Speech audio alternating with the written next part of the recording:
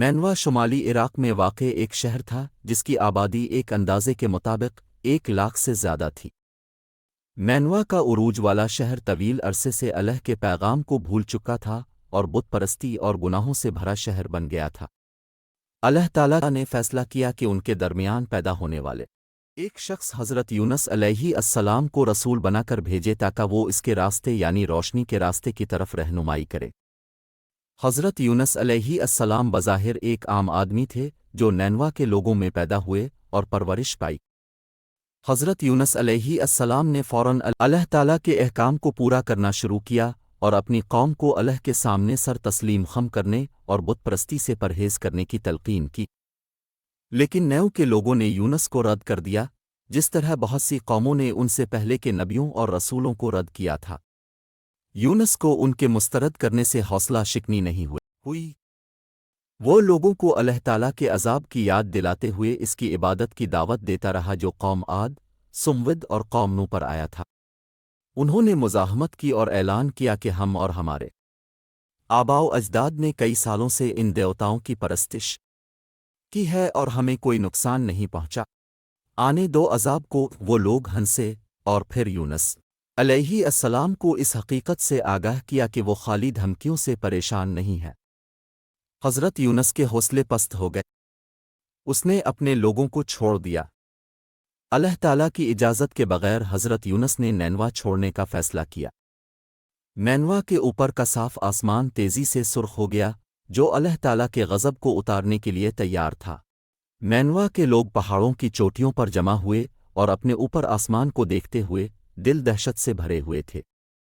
انہیں اللہ تعالیٰ کے عذاب کے بارے میں یونس کی تم کا جلد ہی یاد آ گیا اور وہ قوم عاد، قوم سمود اور قوم نو کے باشندوں کے انجام سے گھبرا گئے۔ اس نے نینوا کے لوگوں کو خوفزدہ کر دیا اور جلد ہی انہیں اپنے سے پہلے لوگوں پر نازل ہونے والا غضب یاد آ گیا، اور انہوں نے سمجھا کہ حضرت یونس علیہ السلام ٹھیک کہہ رہے تھے، اور وہ سب پہاڑوں پر جمع ہوئے اور گھٹنوں کے بل بیٹھ گئے اور اللہ تعالیٰ سے اس کی رحمت اور مغفرت کی دعا کی۔ توبہ کے اخلاص کے اس مظاہرے میں اللہ تعالیٰ نے انہیں معاف کر دیا، غضب دور ہو گیا اور اللہ تعالیٰ نے عذاب اٹھا لیا، آسمان صاف اور پرسکون ہو گیا اور نینوا کے لوگوں کو برکت ہوئی۔ جیسے ہی آسمان صاف ہوا، لوگوں نے یونس علیہ السلام کی بحفاظت واپسی کے لیے دعا کی تاکہ وہ اللہ تعالیٰ کے راستے پر ان کی رہنمائی کریں۔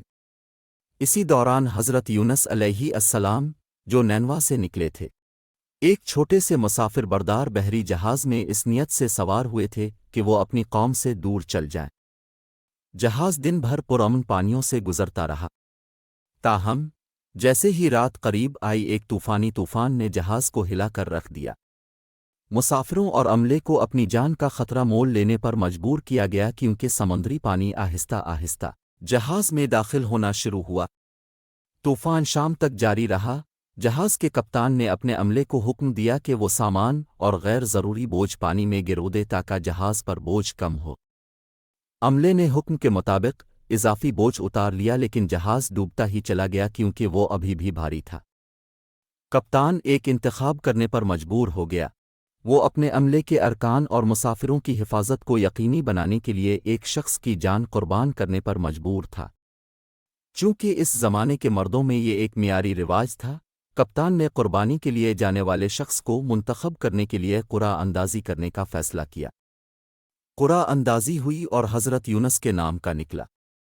وہ لوگ جانتے تھے کہ یونس ایک نوجوان، نیک، ایماندار اور بابرکت آدمی ہے، اس لیے انہوں نے اسے نکالنے سے انکار کر دیا اور دوبارہ قرعہ ڈالنے پر رضامند ہو گئے۔ چنانچہ قرعہ ڈالا گیا اور یونس کا نام دوبارہ سامنے آیا۔ ان لوگوں نے یونس کو پھینکنے سے انکار کر دیا، ہم یونس سے جان چھڑانے والے نہیں ہیں، وہ کشتی پر ہمارے لیے برکت ہے، وہ جہاز پر سب سے عظیم آدمی ہے، ہم اس سے خود کو چھڑانے والے نہیں ہیں۔ پھر انہوں نے تیسری بار قرعہ اندازی کی اور پھر یونس کا نام نکلا۔ آدمی حیران اور الجھن میں تھے، لیکن یونس علیہ السلام کو اپنی قسمت کا احساس ہوا۔ یونس جانتے تھے کہ یہ اللہ تعالیٰ کا فیصلہ ہے، کیونکہ اس نے اپنے رب کی رضامندی کے بغیر اپنی قوم کو چھوڑ دیا تھا۔ چنانچہ یونس نے جہاز سے باہر سمندر کے بیچ میں اندھیری اور اوخش لہروں میں چھلانگ لگا دی۔ اللہ تعالیٰ کے حکم سے سمندر کی سب سے بڑی وہیل مچھلی نے یونس علیہ السلام کو پانی سے ٹکراتے ہی نگل لیا۔ یونس، جو بے ہوش تھا، بیدار ہوا تو اپنے آپ کو اندھیرے میں لپٹا ہوا پایا۔ اسے یقین تھا کہ وہ اپنی قبر میں ہے، لیکن جیسے ہی اس کے حواس بیدار ہوئے تو اسے معلوم ہوا کہ وہ اپنی قبر میں نہیں بلکہ ایک بڑی مچھلی کے پیٹ میں ہے۔ وہیل مچھلی کے پیٹ کی گہرائی میں حضرت یونس علیہ السلام نے اللہ تعالیٰ کے حضور گھٹنے ٹیک دیے اور کہا کہ میرے رب، میں تجھے ایسی جگہ سجدہ کر رہا ہوں جہاں اس سے پہلے کسی نے تجھے سجدہ نہیں کیا، مچھلی کے پیٹ میں۔ اس نے گونجدار آواز میں اللہ تعالیٰ سے دعا کی، تیرے سوا کوئی معبود نہیں تو پاک ہے، بے شک میں ظالموں میں سے ہو گیا ہوں۔ گہرے سمندر کی مخلوق نے حضرت یونس علیہ السلام کی دعائیں سنی اور اللہ تعالیٰ کی حمد و ثنا کے جشن میں شامل ہونے کے لیے وہیل مچھلی کے گرد جمع ہو گئے۔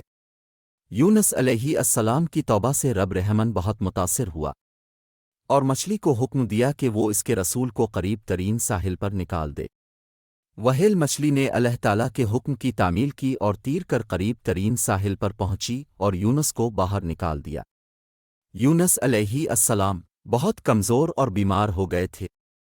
مچھلی کے پیٹ میں اس نے غیر معمولی حالات میں جو دن گزارے، اس نے اسے بہت کمزور کر دیا۔ اللہ تعالیٰ نے اس کے اوپر لوکی کی قسم کا ایک پھیلا ہوا درخت اگایا جو اسے سایہ فراہم کرتا تھا اور اسے مکھی جیسے کیڑوں سے بچاتا تھا۔ اس کے چوڑے پتے تھے اور وہ جلدی پروان چڑھے۔ حضرت یونس علیہ السلام نے اس درخت کے سائے میں آرام کیا جس نے انہیں چلچلاتی دھوپ سے بچا لیا۔ اس نے درخت کا پھل بھی کھایا اور مضبوط ہو گیا۔ وہ جلد ہی ٹھیک ہو گیا۔ قرآن میں جس درخت کا ذکر آقتین کے نام سے ہوا ہے، اس کے بارے میں سب سے اچھی روایت یہ ہے کہ وہ لوکی آکدو ہے۔ عربی میں آقتین کا مطلب لوکی آکدو ہے۔